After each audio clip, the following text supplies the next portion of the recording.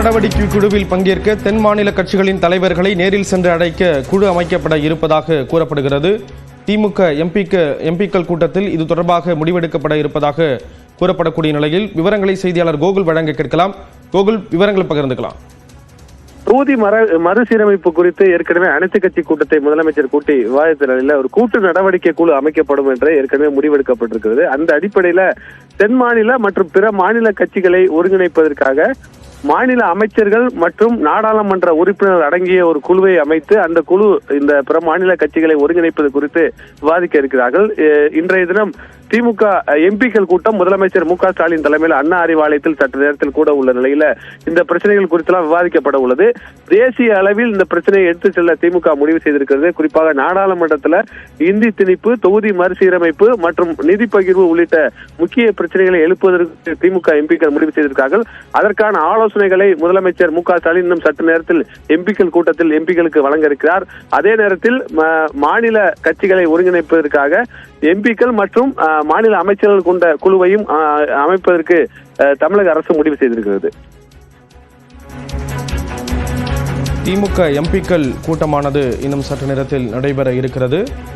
இப்போ என்னென்ன விஷயங்கள் குறித்தெல்லாம் இந்த கூட்டத்தில் ஆலோசனைகள் வழங்கப்படும் அப்படின்னு எதிர்பார்க்கலாம் கோகுல்? ஏன்னா இப்போ மும்மொழி கொள்கை விவகாரம் தொடர்பான அந்த விஷயங்களா இருக்கட்டும், அதே போன்று தமிழகத்திற்கான நிதி பகிர்வு தொடர்பான விஷயங்களும் தொடர்ந்து பேசுபொருளா இருந்துட்டு வரக்கூடிய ஒரு சூழல்ல நாளைய தினம் பட்ஜெட் அந்த கூட்டத்தொடரானது தொடங்க இருக்கு. என்னென்ன ஆலோசனைகள் எம்பிக்களுக்கு வழங்கப்பட இருக்கு?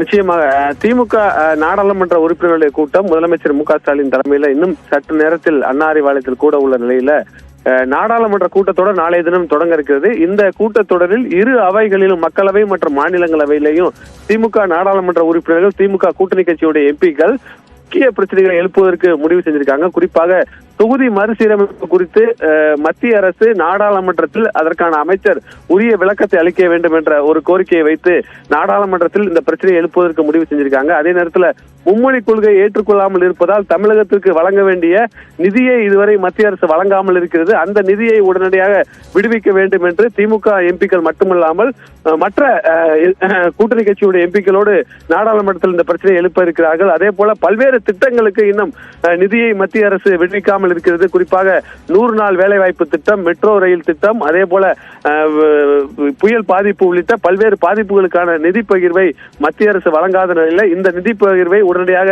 தமிழகத்திற்கு விடுவிக்க வேண்டும் உள்ளிட்ட பல்வேறு பிரச்சனைகளை தேசிய அளவில் கொண்டு சென்று எழுப்புவதற்கு திமுக எம்பிக்கள் முடிவு செஞ்சிருக்காங்க.